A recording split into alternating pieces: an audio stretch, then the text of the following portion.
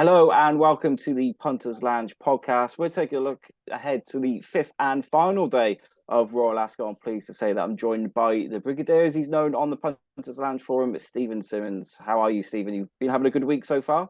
Yes, it's been fine, Darren. Nice to see you as well. How's your Royal Ascot gone so far?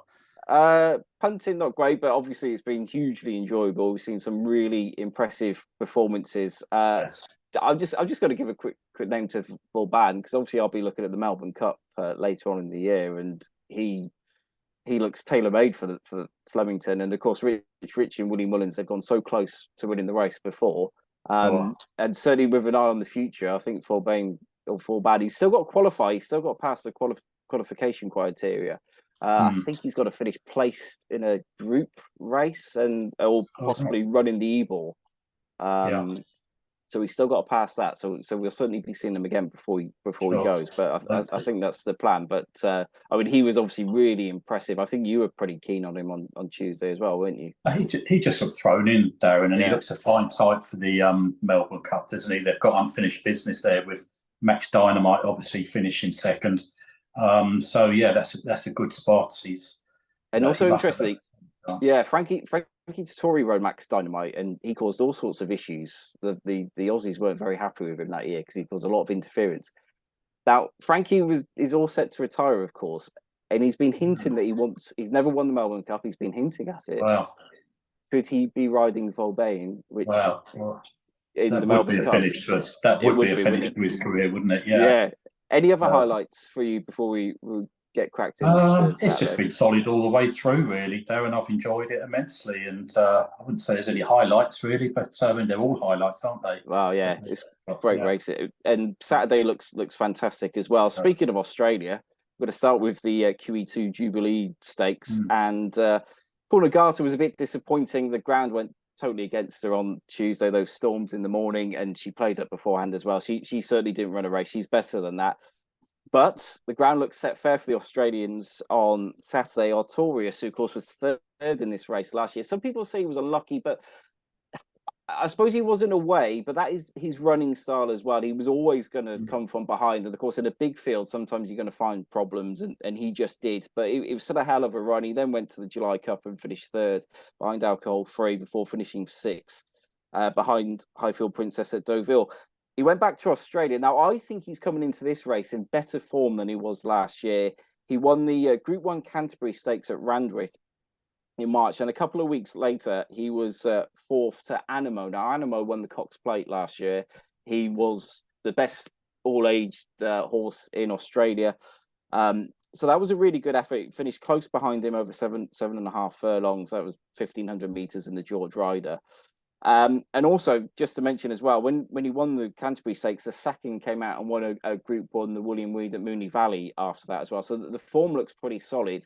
So I think he's coming here in better form. James McDonald takes over the ride. Jimmy Spencer, of course, rode him last year. James McDonald in the ride. And I think he's pretty solid at the head of the betting. What are your views on this contest? I think I do agree with you, Darren. It sounds like he's a better horse, a stronger horse than last year. That was a hell of a run last year to finish third, and he's got to be on the short list. But this Highfield Princess, I felt really she should have won the other day. She got pulled across the course by Brad Sells, and I don't know. She was never going to get the race in the stewards' room, but no, she wasn't. Thought, because I also saved on Highfield Princess as well as backing Kunagata, and I thought she was coming back at the winner at the end. And if that winner hadn't have drifted, I do sort of think that she may have won the race. But of course, because of the margin, she was never going to get it in the stewards' room. But it was a hell of an effort. She would have got it, wouldn't she? And there was a bump right on the line as well. And the winner's probably quite a smart sort, Brad Sells. So I don't think that's any disgrace. This is a quick turnaround, though, just the 4 days. But she's drawn 16 of 16 here. They're racing down the centre, but she's pacey and she likes to go forward. So I don't think stuck out on the wing would worry her too much. She'd probably drag a few others in. I think the horse drawn alongside her might be the one to threaten the Australian horse and Highfield Princess, Wellington, because Wellington has bumped into a horse. I'm not sure whether viewers of this would know of the horse, but a horse called Lucky Swainese, who's arguably the best sprinter in the world. And Wellington has bumped into this horse on its last 4 occasions, so finishing place to him. So I've got a bit of information about this horse as well. Okay. I've been told by Hong Kong experts that a straight track and a fast pace should really suit this horse. Okay. The way that the sprints have been run of late in Hong Kong when he's been coming up against Lucky Swaness, they've been won at a dawdle, which haven't suited him whatsoever. He's a 4 times Group 1 winner over 6 and 7 furlongs, so we know that a stiff 6 should be absolutely fine for him. And as you say, he's being beaten by possibly the best sprinter in the world at the moment. Ryan Moore's being booked for the ride, which is obviously very eye-catching. Yeah. And he does look to have an obvious chance. Yeah, I think he'd be my selection, Darren. I think he can get a lead from Highfield Princess. And as much as I like Highfield Princess, this is only 4 days after Tuesday, and I do think your horse Artorius will run well, but my selection just would be the Hong Kong horse trained by Richard Gibson, Wellington. Yeah, I think Wellington looks very solid. Cannibals kind of go around again here, as they say in Australia, but I mean he finished last on Tuesday. He looks to have a very tough chance, and the astrologist, the other Australian one, finished second to John B at Haydock, has been improving. Damien Lane's coming over. Obviously, Ryan Moore had ridden in the previous tries. Obviously, the second in May, Dan, is very, very good form and almost stands above anything else that he's managed to achieve. But the fact he's had a couple of runs, they might just leave him spot on for this. So a big price, he might pick up on what he's need done to so improve far though, Darren, wouldn't he? He'd need to improve from the 2 runs over here. I'd just like to quickly mention an outsider that's actually in 14. So you've got Highfield Princess, Wellington, and Emirati Anna. Now, this horse was placed in Group 1s last year, towards the end of last season. The horse has had a wind-up since we've last seen him. So that just might be an angle for a 40 to 1 chance. It won't win, but it might just nick a 4 through 4 places or something. So you say that because we started off the meeting with Neil Cadden, Kevin Ryan, and these absolutely the Group 1 race at a massive price. So amazing that wasn't it? Triple time. So yeah. Right, so that's the Group 1 on the card done and dusted. So we'll go back to the opening race, which is always the Chesham on the final day, over 7 furlongs. Obviously, not usually the classiest 2-year-old race of the week, as we see horses stepping up to 7 furlongs for the first time, or usually the first time, because obviously there aren't many 7 furlong contests prior to this. Aidan O'Brien, not surprisingly, he's got the top 2 in the betting here. He's got Pearls and Rubies, who was a winner over 5 furlongs at Navan just a couple of weeks ago. And a week prior to that, or a few days prior to that, Content did run over 7 furlongs and finished 3rd. He's 2nd in the betting. So, I mean, Aidan O'Brien does have a pretty strong record in this contest. Yes, he does. The interesting thing with that Pearls and Rubies was, I mean, that was 5 furlongs she won over 2 weeks ago. Aidan O'Brien was quoted afterwards that she could be an Albany filly if they can get her to the Royal Ascot. So they're obviously, I mean, she's stoutly bred, so there's no problem with her stepping up here. But I think she's short enough, around about the 5 to 2, 11 to 4 mark at the moment. I think she's short enough, and the fact Ryan Moore's picked her doesn't really augur well for Content, does it, if he's had the pick between the pair? So I'll be looking elsewhere, to be honest. And I think there's a good form line there with number 13, La Garida of Richard Hannon's Ammo Racing, Kevin Stock riding. Stepped up from its first run to win at Goodwood, over 6 furlongs on Good to Firm. Looked like he was crying out for an extra furlong. The second's one since, that one on earlier in the week. The third's one since, and the fourth's one since. So that's good piece of form. Yeah. I like to see, when I'm looking at a race, I like to see a piece of form that's been boosted and franked, and this piece of form certainly has. So I think he'll run well. Like a reader, more of an each way price round about the 5 to 1 mark. Okay, well, that's the opening contest done and dusted. We'll move on to the 305, the Jersey Stakes. Of course, 7 furlongs, Group 3 for 3-year-olds, and we often see horses that have failed to stay in the Guineas drop down in trip for this race. But at the head of the betting, Frankie Dettori and Covey who was very impressive when winning at Haydock the Silver Bowl. Obviously only a handicap, but he looked a really, really impressive type who could easily step up into group company based on that performance. Yes, and he's my nap of the day, Darren, this one, Okay. Covey. I love the way you did it last time. That was over a mile, dropping back to 7 furlongs. Shouldn't worry, this it's by Frankel. He just impressed me, the way he made, or he always looked like he was comfortable 2 furlongs out. So I don't think dropping back to 7 is going to worry him. The only issue is the 4th and the 5th have run from that race and have been beaten. But there was only one winner that day. And on official ratings, he doesn't come out near the top. So maybe you could argue 9 or 4 2 to 1's a bit skinny. But I have heard that the stable are very sweet on this one's chance. And, that he would be my nap of the day. But there are dangers. The variant horse, Enfajar, that was very impressive at Chelmsford, winning by 6 lengths, although the second's been beaten since. Holloway Boy, 9th in the 2,000 guineas, had some good form last year, 3rd in the Futurity, over a mile, heavy ground. Arguably, that's the form horse, but has he trained on? We'll see. And I think the biggest thing. Sorry, Dan. I was just going to say, at least he's won over course and distance, because obviously he caused a bit of an upset in the Chesham last year. First time out, exactly, yes. Yeah. So we know, he's arguably the form horse, really, on that. And the only filly in the race down the bottom there, Olivia Meralda, I mean, she impressed when she won over this trip at Epsom last time. Had a couple of these today behind her that day. She's going the right way. I think she can be prominent. But for me, it's Frankie, stall 11. He's going to hopefully make all, and they won't catch him. So easy game. Yeah, it certainly seems that way. Hopefully he'll be winning for you in the 305. Right, we'll move on to the 420, the Hardwick Stakes. We got another quite short price favourite here in Huckham, who of course beat the last year's Derby winner at Desert Crown in the Brigadier Gerard last time out, and it looked pretty impressive in doing so as well. I don't think there was any fluke about the fact that he beat Desert Crown that night.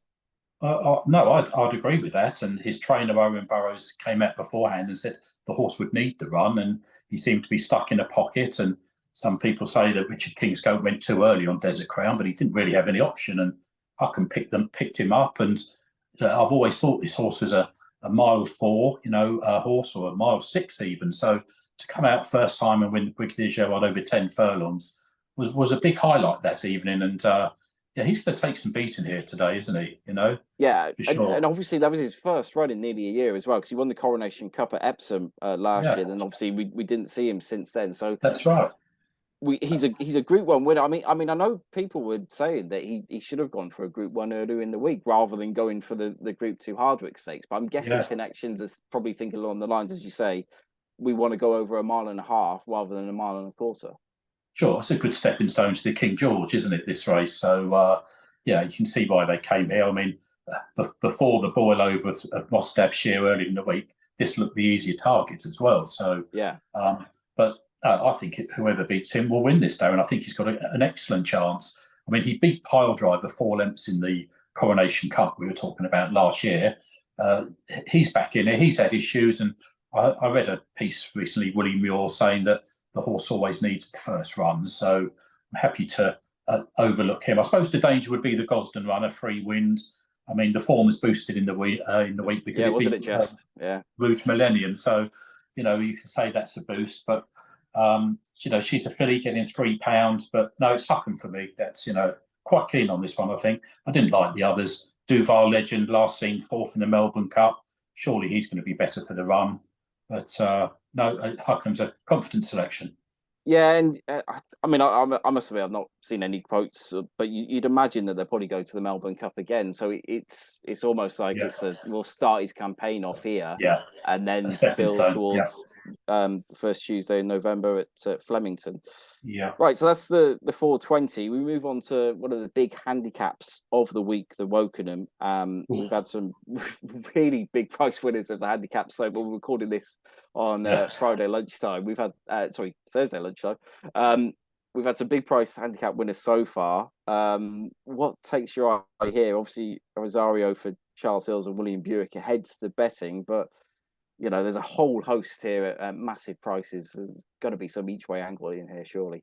Yeah, sure. I mean, first of all, we'll talk about the favourite. I mean, reading the Charlie Hills interview in this week's Weekender, he's very keen on this horse. He thinks it's a group horse.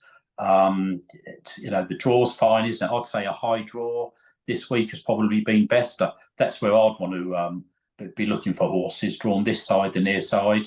So it's drawn 29, you know, near enough on the rail. William Buick's been booked.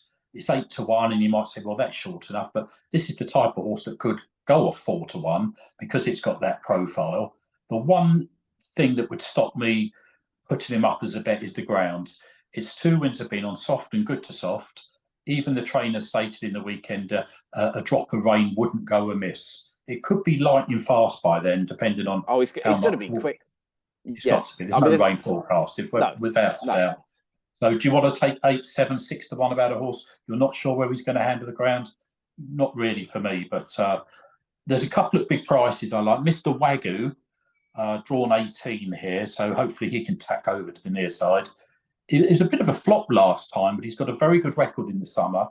Ran 5th in this last year, and he's £8 lower. So at a working man's price, around about the 20-1 mark, I can see him running well for Jason Hart. Maybe not winning, but maybe getting in those first 6, 7, or even 8 places we might be lucky enough to get. And the other one that caught my eye was Apollo 1, again drawn in the middle. Again, it ran in the race last year. It was 8th last year when it took a really keen hold. It was a surprise. I actually backed it last year in the race, and I knew I'd done my money after like a furlong and a half. It was just putting like a tank. So, but it ran well last time. Comes in good form. It's £1 lower than last time. It actually goes up £3 in future handicap. So it's arguably one of the best handicapped horses in the race. You know, Richard Kingscote's booked. Yeah, I think that can run well. I'd say that would be my selection. Apollo 1 each way. Right, so that's the tricky race of the day solved. Hopefully.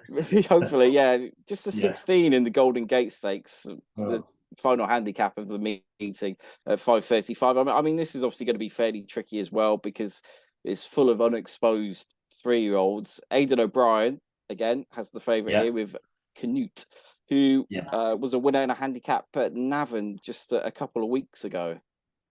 Yes, that's right. He's actually £11 higher here, but he did it well that day. He was well backed as well, which you always like to see with these Ballydoyle horses. I'm not too sure about stall 6 of 16. He's going to get locked away on the inside. I'm sure Ryan Moore will have a plan or two, but as we've spoken to earlier in the earlier podcast, Darren, I think you want to be drawn high on these. Yeah, this race has only been won 3 times, and the winners have come out from 13, 13, and 16. So for me, I'm looking for something on the outside they can all run into each other on the inside, and I think Canute would have a definite chance. But the one that I like was number 15 here, Line of War. It's actually drawn 17. So I know that might sound crazy. There's 16 runners, but they're including the 3 reserves get a draw as well. So it's drawn there out on the outside, maybe too far outside. We'll wait and see. But everything went wrong for this last time at Musselburgh. It stumbled at the start. It was out wide, had to be rushed up to take a lead, but it still went and won. It beat Coco Jack that's actually taken him on again here. That was the Edinburgh Cup, so it wasn't a Mickey Mouse race. It was one of their bigger handicaps of the season. Interesting jockey booking, Oisin Murphy.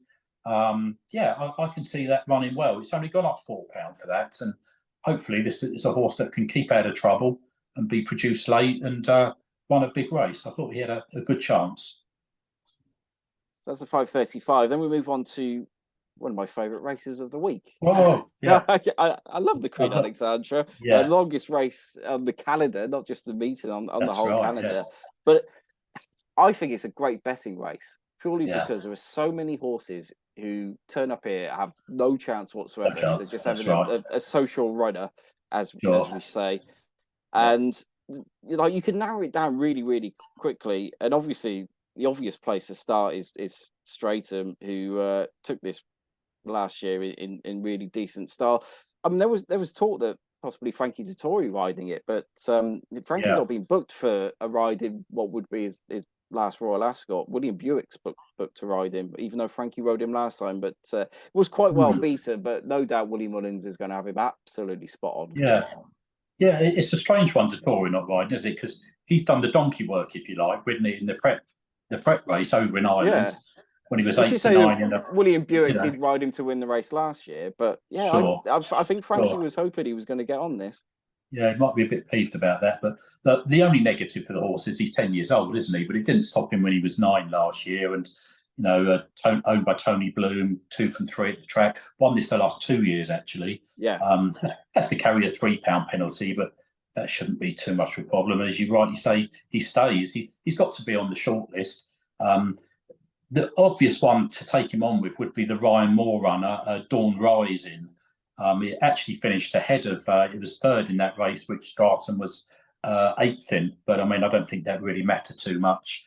The Stratum was just prepping for this. He's a 2.5 mile novice hurdle winner, so Dawn Rising should stay this trip. On official ratings, he's only at these weights is £3 behind Stratum, and he's got Ryan Moore on board, so he's going to be the danger. But I'm going to throw one against the front 2 here, Darren. I'm going to play number 5 here, Falcon 8. It's an each-way race with 10 runners. It ran in this race 2021, and it was 9th, well beaten. The ground was soft. The key to this horse is fast ground. Ran in the race last year, was 4th to Stratum, only beaten 1 3/4 lengths. Hated the ground in the Chester Cup last time. I think Weld said beforehand he didn't fancy his chance on the ground. Not really sure why they ran that day. And he's actually the highest rated horse in the race. So it's a few positives there. And when he sees around the 8-9 to 1 mark, I think I'd rather back him each way than try and pick between Stratum and Dawn Rising. But I can't really see any others there that would have any chance to be. I suppose one for Oscar. Yeah, I was just going to say one for Oscar. Obviously, Charles Burns. He knows the time of day, doesn't he? I mean, if it gets if that gets punted in, then we should all take note. Yeah, is it really his type of race though? You'd rather see him at Limerick with an 80 rated handicap hurdler than here, but I know what you mean. So, of course, we've got good old Goshen in the race as well. I mean, didn't really go his way. I mean, I know he won at Ascot back in November, but I mean, he just. To be fair, it wasn't a bad run at Sandown last time in that Grade 2 on the final day of the jump season. But I mean, he's very quirky, but he is the type of horse that if he does put it all in, he'd have half a chance, surely. Yeah, the only problem with him, he's running handicaps on the flat, and he's looked absolutely thrown in because he's rated 154 over hurdles, and his current flat mark is 88. Now, he's running marks lower than that, and everyone thought, well, he's a good thing today, isn't he? He's got 2 stone in hand, and he's failed to do it on the level. I don't know. I mean, he's a quirky character, isn't he? So, yeah. So, not for me, really, to be honest, but I think the bottom as well, Typewriter, he's never raced beyond 1 mile 6. So he's in the bag of unlikely or big question mark whether he'll stay. So, yeah, like I say, it's one you could rule out quite a few, isn't there? So Falcon 8 was your one each way, wasn't it? Each way. Yeah. You've already mentioned your nap, but just to recap your nap on the card. Yeah, in the jersey, Gosden and Dettori, Covey to make all. I guess Huckham probably in the next best. Yes, I'd say so. Yeah, Huckham. Yeah, he's only got really 3 wins to beat, I think. So, and you, Darren, you're keen on the Australian one in the feature race? Yeah, I think Taurus will run better than he did last year. Well, obviously, was a very good. So, like I say, comes into the race in better form. But I like you. I think the Hong Kong horse has got really, really solid form, and I don't think there's going to be much between those. So be the value each one. Yeah, strictly speaking, well, Taurus is probably he's hardly a winning machine. I know he did win 2 starts back. He's always the type of horse that you wouldn't mind backing each way because you think he's got to be there or thereabouts. Is he actually going to go and put his head in front? So he's probably tight enough, but him and Wellington do look the 2 in the feature Group 1. Right, that wraps up a fantastic week. The first time that we've done these podcasts on Punters Lounge. I'm sure we'll be doing plenty more in the future. But thanks to Steve for joining me, and we'll speak to you again soon. All the best, Darren. Cheers.